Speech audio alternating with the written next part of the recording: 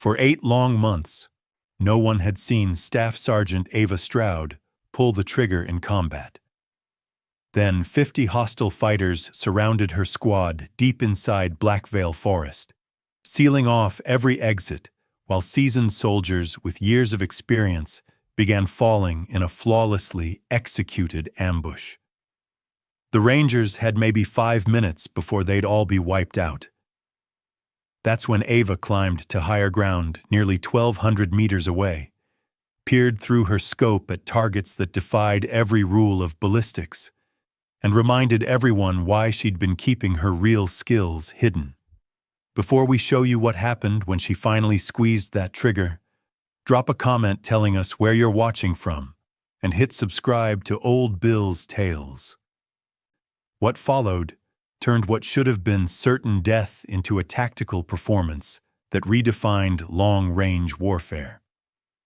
The morning fog was so thick it clung like wet cloth to skin. Staff Sergeant Ava Stroud stood at the edge of Outpost Haven, watching Black Veil Forest vanish into a dull gray haze while her team prepared for what command had labeled a routine reconnaissance patrol. She was 29, average height, lean from years of hauling gear across impossible ground. Her dark hair was tied back in a braid tucked neatly under her patrol cap. Ordinary in nearly every way the Army could train a person to be, except in how she moved. Every step, every shift of weight was deliberate, efficient, as if she'd measured the energy cost of each motion and trimmed away anything unnecessary. Her XM-110 semi-automatic sniper system rested against her shoulder with the ease of an old companion. The 7.62 51 enemy NATO rifle was rated for accurate fire out to 800 meters, though Ava had pushed it far beyond that, distances that made even the manufacturer uneasy. In capable hands, a semi-auto like that could deliver devastating precision in rapid bursts, and Ava's hands were among the most capable. She simply hadn't used them in combat for 8 months. Sergeant Mason Rudd, her first-class NCO, was checking gear with the precision of a man shaped by 15 years of leading Rangers through missions where one mistake meant body bags. Built like someone who'd carried mountains on his back, his eyes constantly scanned for threats even in calm moments. "Stroud, you're with Holt on Overwatch," Rudd called, glancing at his tactical map. "Dense cover in Sector 9. I want early warning and visual confirmation on anything that moves." "Copy that, Sergeant," Ava answered, her tone so flat and professional it could have been lifted straight from a field manual. Corporal Ryan Holt was her spotter. 23, sharp-eyed, observant, still young enough to think he fully understood combat. He'd been paired with Ava for 4 months and had spent most of that time trying to figure out who she really was. "So rumor has it Vegas started a pool," he joked as they loaded their gear into the Humvee. "She betting on whether you'll ever actually take a shot this deployment, or just keep pretending to be a sniper. Whether you'll actually take a shot this tour, or just keep pretending to be a sniper." Ava had replied without glancing up from her rifle. "Maybe focus on your own work instead of running bets, Holt." The other Rangers snickered quietly. In 8 months, she'd earned their respect for everything except the one thing she was trained for. Her navigation skills outperformed most specialists. Her intelligence assessments were so sharp, artillery officers trusted her fire corrections without question. But pulling the trigger, no one had ever seen it. Specialist Jonah Cruz, the team medic, called out from across the Humvee. "Lay off, Holt. Some people carry the team without needing to flex." "I'm not flexing," Ryan argued. "I'm just saying..." "You're saying shut up." Staff Sergeant Ben Carver Carson cut in from the front seat, calm but firm. 32, steady and unshakable, the kind of leader who never raised his voice because he never needed to. Check your gear. We roll in 5. At 0700, 3 vehicles and 14 Rangers rolled out, engines humming into the mist. The terrain ahead made ordinary warfare look like child's play. The canopy was ancient and thick enough to swallow satellite signals. The underbrush could hide entire squads. It was, by every definition, perfect ambush territory. Ava watched the blur of trees through tinted glass, her mind already mapping lines of fire and elevation shifts. Every hill was a vantage point. Every open patch was a trap. Every shadow whispered of possible threats. Within minutes, the forest engulfed them completely. They dismounted at coordinates indistinguishable from the last 5 kilometers. Same damp air, same smell of decay. Sergeant Mason Rudd arranged the team with practiced calm. Point element, main body, rear security. Ava and Holt set up on overwatch. "Remember, this is recon," Rudd said in a low voice. "We observe, we report. We're not here to start a war, just to see who else might be planning one." They advanced with textbook precision, slow, silent, the forest swallowing their movement until 14 soldiers looked more like ghosts than men. Ava and Holt climbed to a ridge overlooking the route below. This was her world. Long patience, measured breathing, calculating firing arcs, analyzing wind and light like second nature. Through her scope, she tracked her team's advance while scanning deeper into the forest, searching for breaks in rhythm, birds scattering the wrong way, leaves moving without wind, a glint of metal where no metal should be. "Serious question," Holt murmured, his spotting scope sweeping another sector. 8 months without a shot. That's got to be a record. You always this restrained, or did something happen? "My job's to shoot when pulling the trigger fixes problems," Ava said evenly. "Oh, not just because someone's bored and wants proof." What Holt didn't know, and what only Rudd knew in fragments, was that Staff Sergeant Ava Stroud, call sign Raven Blue, held more confirmed kills than anyone in the battalion. Just not recently.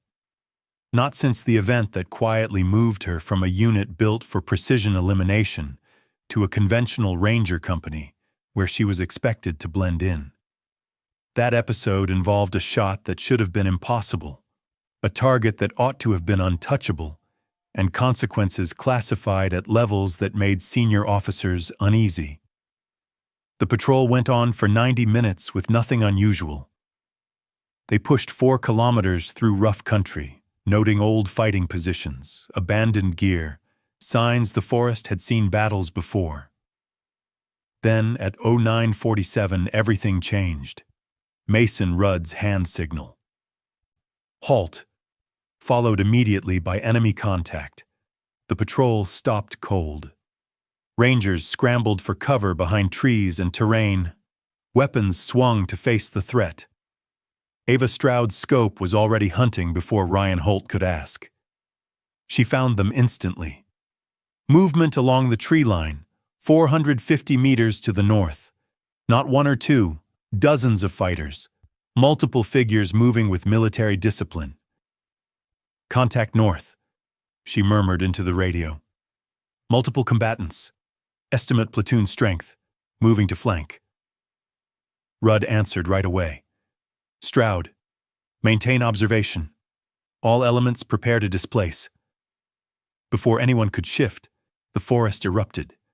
The ambush was textbook. 3 elements.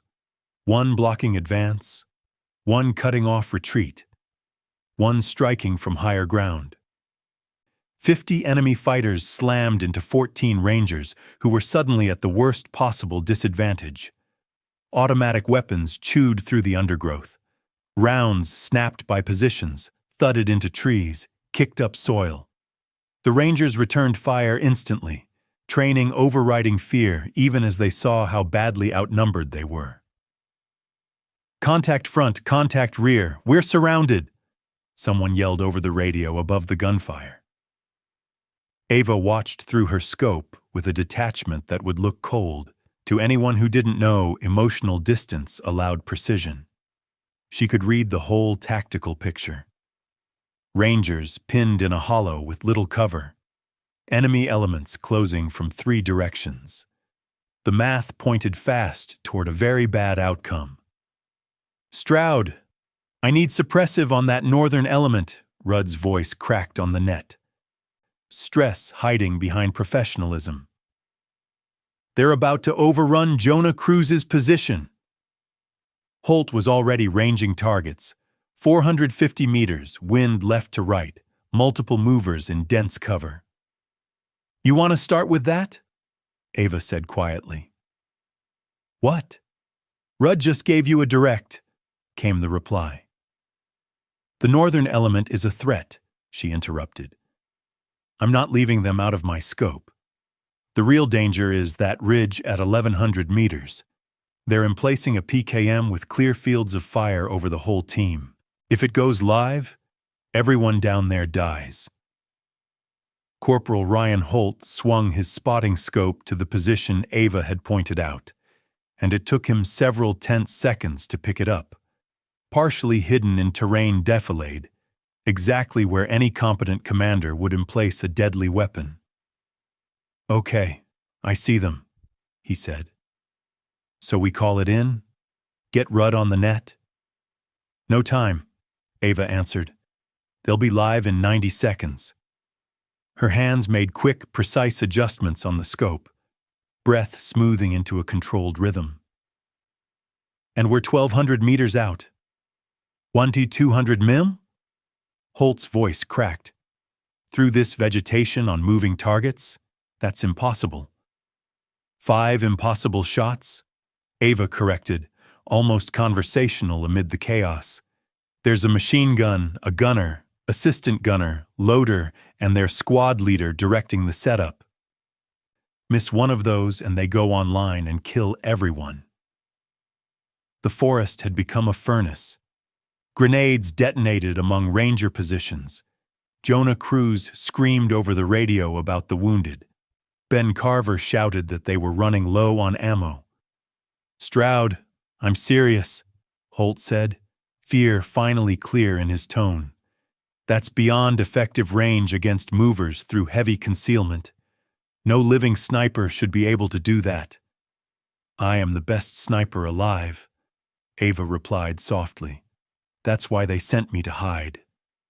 Now shut up and call my shots. Her finger found the trigger. Her breathing hit that perfect pause between inhale and exhale. The world narrowed to a tiny reticle. The target, 1,200 meters away and moving like they owned the ridge, was beyond normal engagement, a place where the math said bullets shouldn't behave.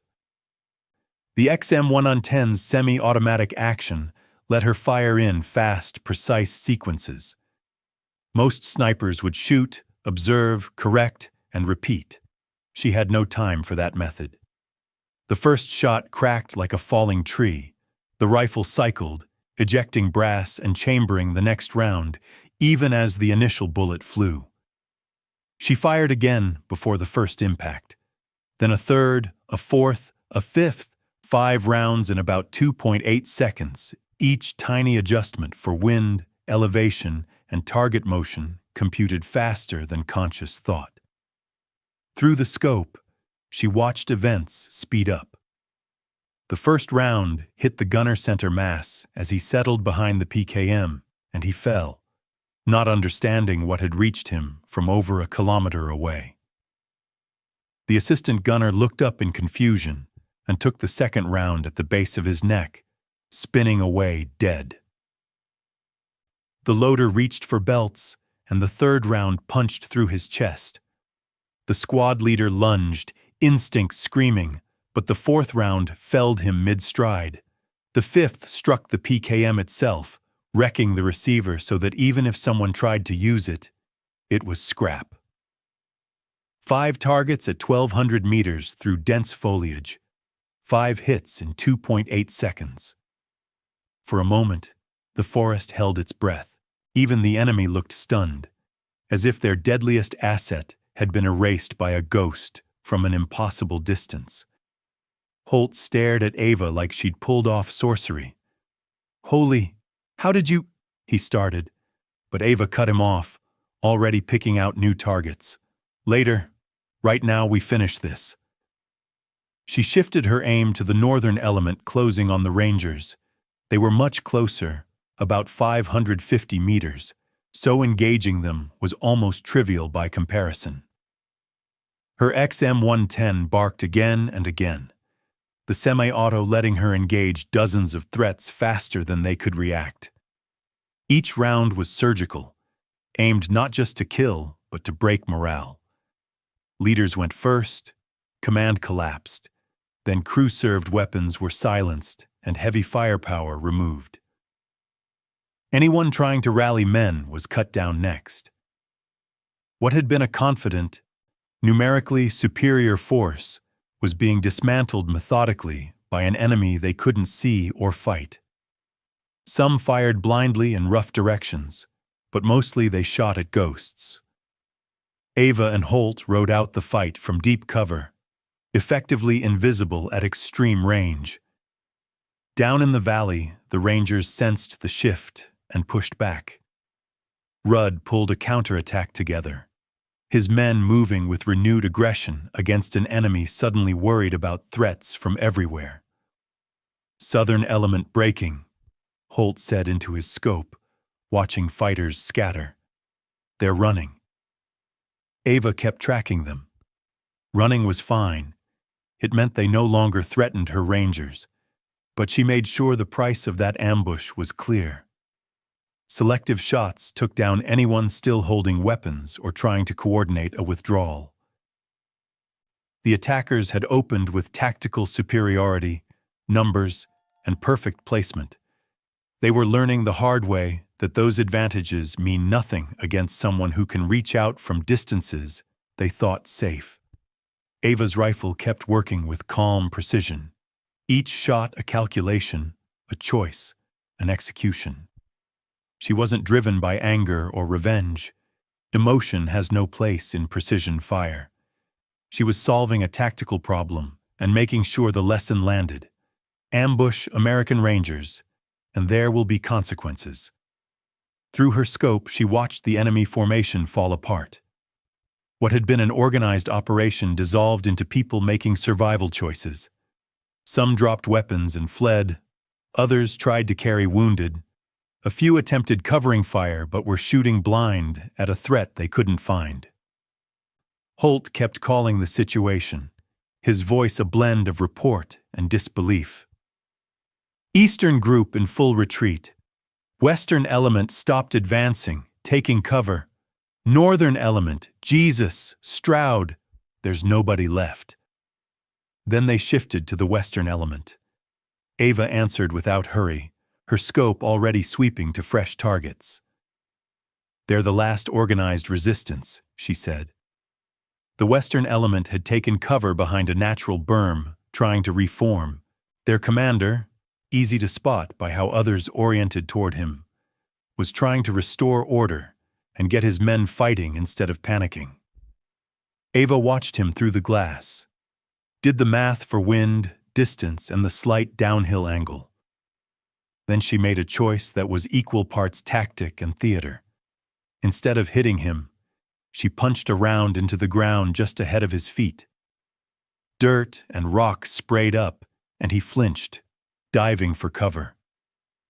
She fired again, closer this time, then a third that cracked so near his position, he likely heard the supersonic snap. The message was clear: I can kill you whenever I want. Right now I'm choosing not to. Run while you can. They got the message. The western element collapsed, abandoning positions and scattering into the woods. The commander was among the first to run, instincts beating discipline. The fight ran 19 minutes from first shot to last.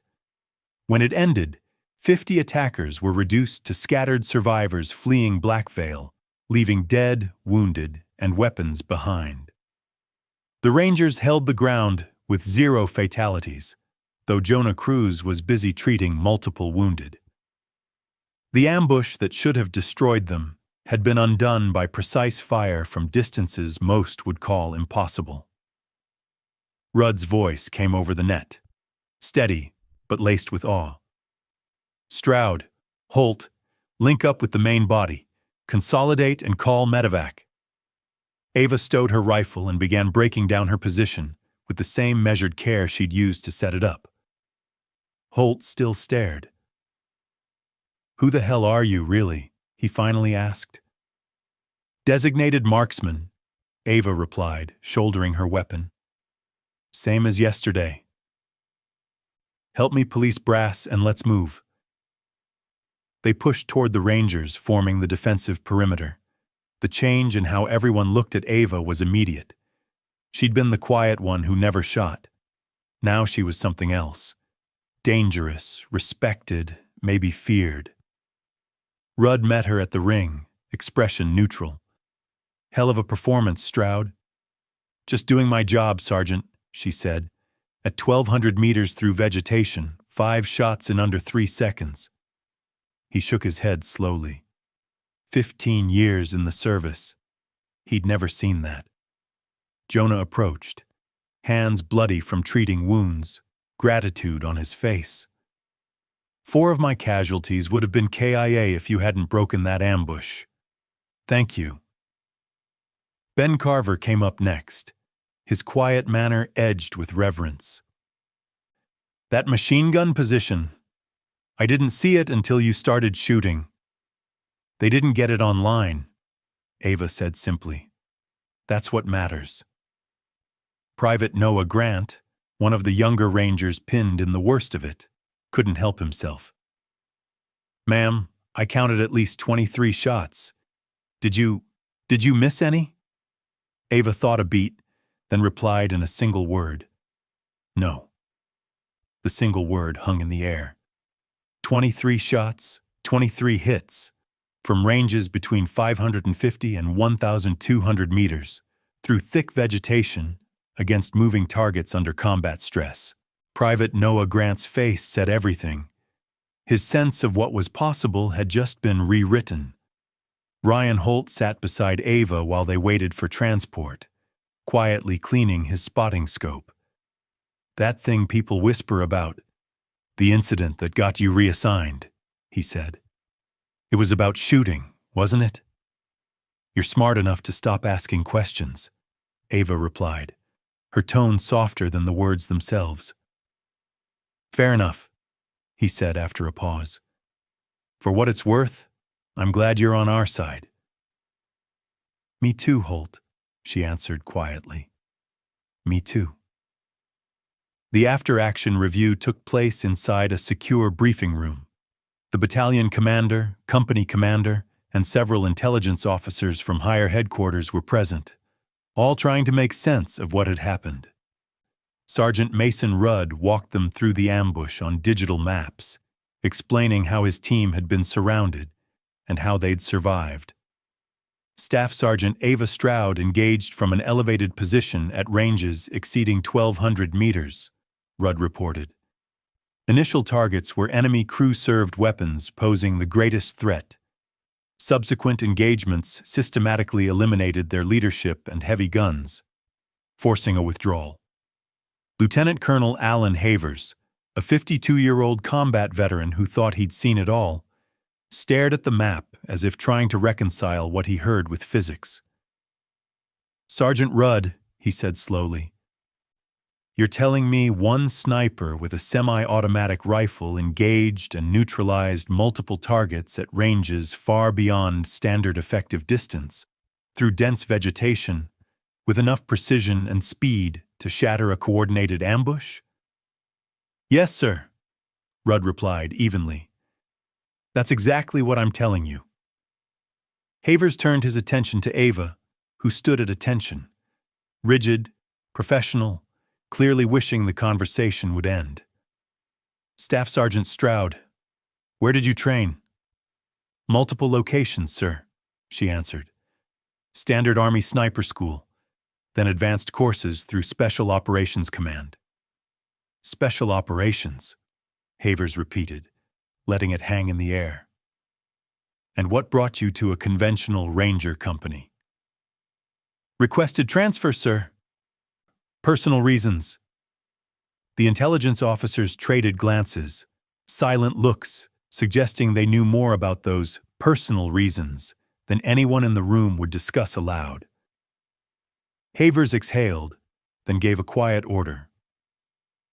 Everyone except Staff Sergeant Stroud, dismissed. The room cleared fast. Once they were alone, his tone changed. Still professional, but sharper, direct. "I've read your file," he said, "or at least the parts I'm cleared to read. The sections that are blacked out tell me you were involved in operations most people will never hear about." He paused, eyes narrowing slightly. "The shot you made today, the initial engagement at 1,200 meters against multiple moving targets through concealment, that's the kind of capability I've only heard whispered about in classified briefings," Havers said flatly. "So I'll ask plainly. Are you still operational for the unit you came from?" Ava held his gaze without flinching. "No, sir. I'm assigned here. What I did today was protect my Rangers using skills I've built over my career. Nothing more complicated." "And if I asked you to make that shot again?" Havers pressed. "I'd ask whether Rangers needed protecting, sir. If yes, I'd take it," she replied. He studied her a long moment, then nodded. "Fair enough. You saved 14 lives today, Staff Sergeant. That matters more than whatever complicated history delivered you here." Dismissed. Ava snapped a quick salute and left, feeling Havers's eyes follow her to the door. That night in the team room, the vibe had shifted completely. The Rangers, ambushed, exhausted, repeated the story to anyone who'd listen, flattering the truth only a little because the facts were already impressive. Holt had become Ava's unofficial hype man, pantomiming with his hands the way she'd fired 5 shots in impossibly fast succession. "I'm serious," he'd say. "She just boom, boom, boom. 5 guys over a kilometer dropped like someone cheated reality." Jonah Cruz chimed in. "If she hadn't knocked out that machine gun crew first, we'd have been shredded. No exaggeration. We were trapped, surrounded, about to be wiped out." Rudd watched Ava handle the unwanted attention with visible discomfort, then caught her eye and waved her over. "You okay?" he asked softly. "Not used to being the center of attention," she admitted. "Prefer when folks assume I can't shoot." "Why hide it? 8 months here and never a shot shown," Rudd said. Ava was quiet for a beat. "Because the last time I showed what I could do, it triggered a diplomatic incident that took 3 governments to quiet down.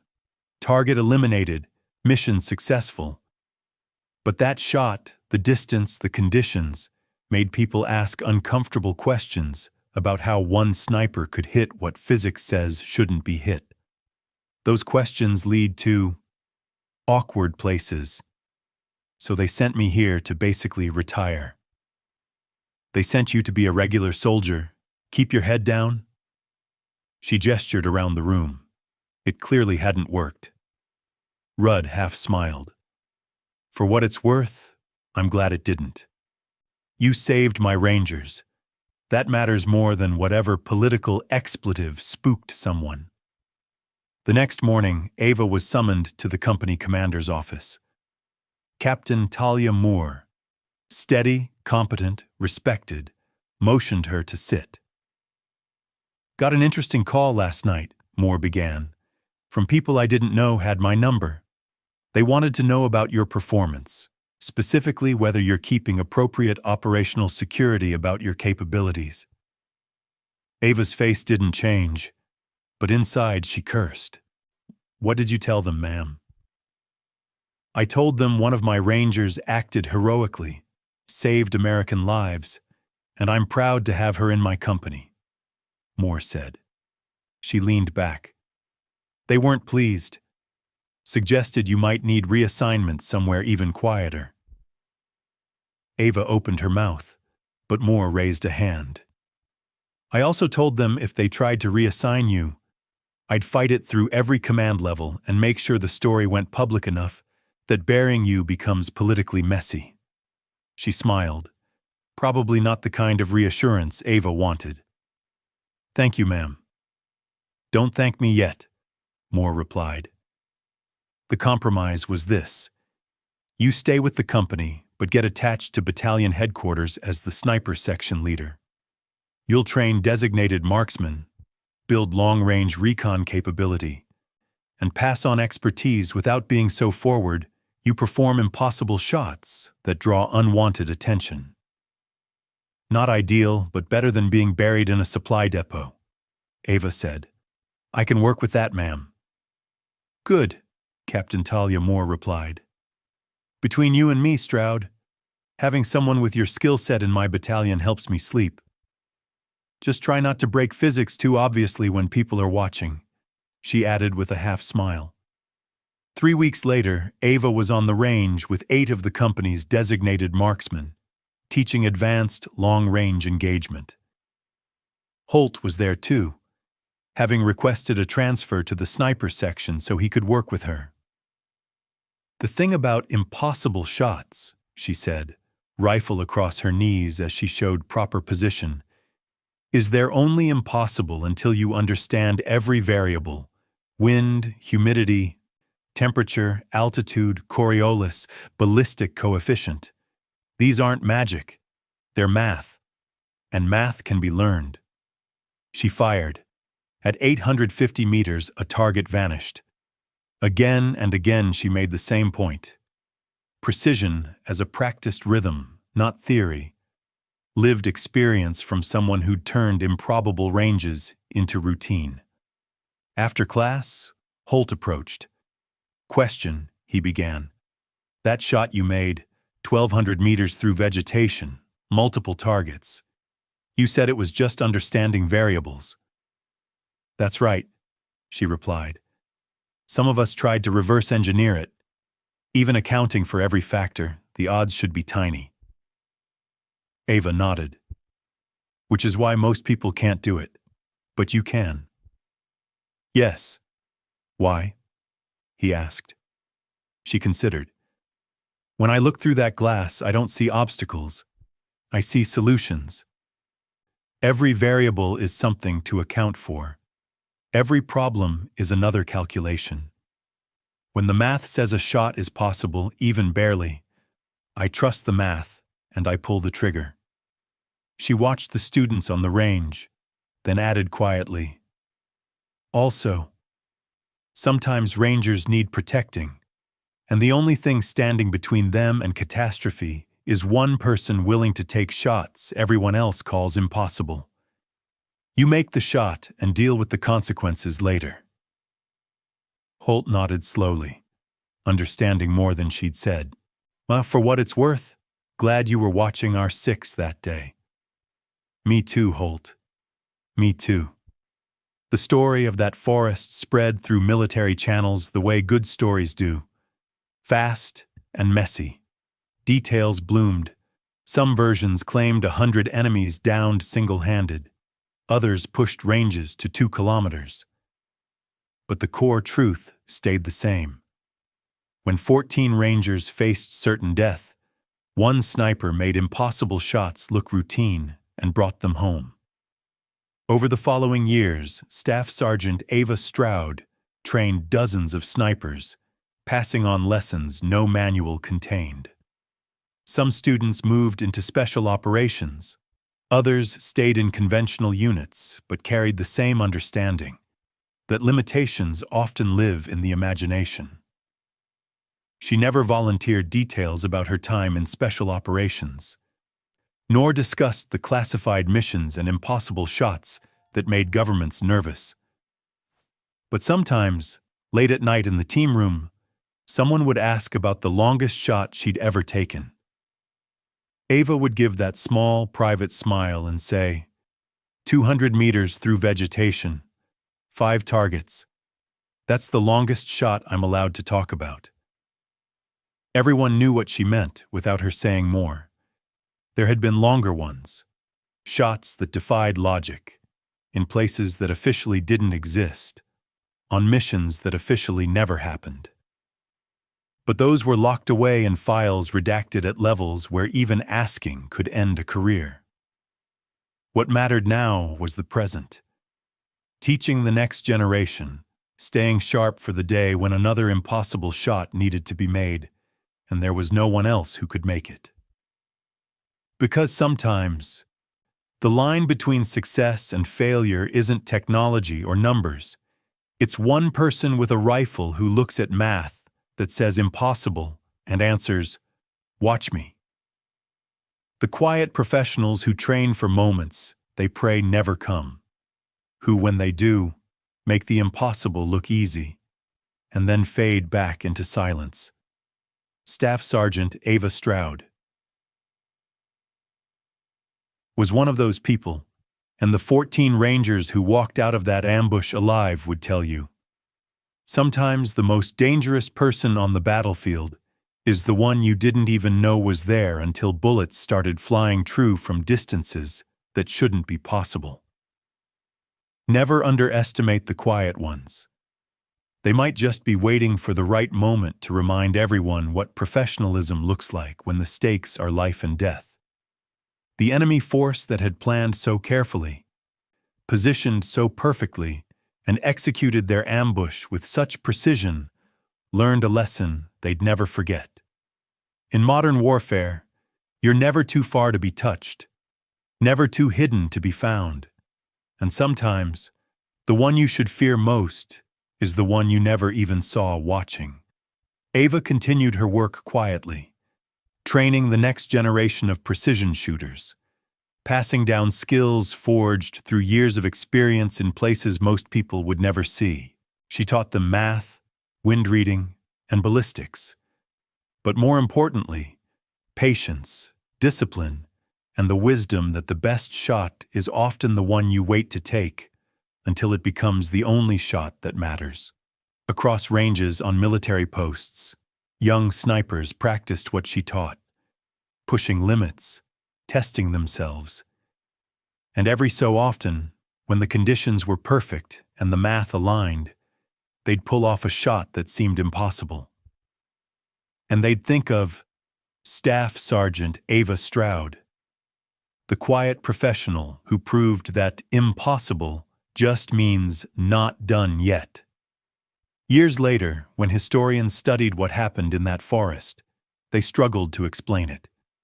The after-action reports were detailed, the ballistic evidence was solid, yet the math behind what Ava had achieved still didn't make sense to anyone who hadn't seen it firsthand. 23 shots, 23 hits, ranges from 550 to 1,200 meters. Moving targets through dense cover, 0 misses. The probability was so low that analysts first assumed the reports had been exaggerated. They hadn't. They weren't. Holt, who eventually became a sniper instructor himself, would sometimes open a small wooden box on his desk and show the brass casings he'd kept from that day. He'd lay them out for new students, men who thought they understood the limits of precision fire, and tell them about the quietest soldier he'd ever met, who turned out to be the deadliest when it mattered most. "She didn't just save our lives," he'd say, holding one casing between his fingers. "She redefined what we thought was possible." Then he'd close the box, smile faintly, and add, "And after that, she went right back to being so quiet you'd forget she was even there. That's what a real professional looks like." The enemy survivors from that ambush never forgot either. In bars and safe houses across Eastern Europe, the story spread in whispers, not as bragging, but as a warning. They spoke of an American sniper who could reach out and touch you from ranges you thought were safe, who could see you when you thought you were invisible, who could end you before you even realized you were in danger. They called her the Ghost in their language, a fitting name for someone who moved through shadows, who turned the impossible into routine, who reminded the world that in modern war, you're never truly safe. You're just waiting to find out if someone like her is watching. Staff Sergeant Ava Stroud never sought recognition. She didn't want her name on posters or her story told in briefings. She knew that the most effective operators were the ones no one remembered until it was too late. She kept doing the quiet work, training new snipers who'd one day save lives of their own, teaching not just the technical side of long-range fire, but the mindset behind it. She passed on an understanding that limits live mostly in the mind, and that with preparation, discipline, and trust in the math, what seems impossible is only difficult. And sometimes, late at night, when her former students found themselves in their own impossible moments, surrounded, outnumbered, the odds stacked against them, they'd think of her lessons. They'd slow their breathing, trust their training, and take the shot everyone said couldn't be made, because she'd already proven it could be. In doing that, she gave them something greater than skill. She gave them belief, the certainty that impossible is just another word for not yet attempted by the right person.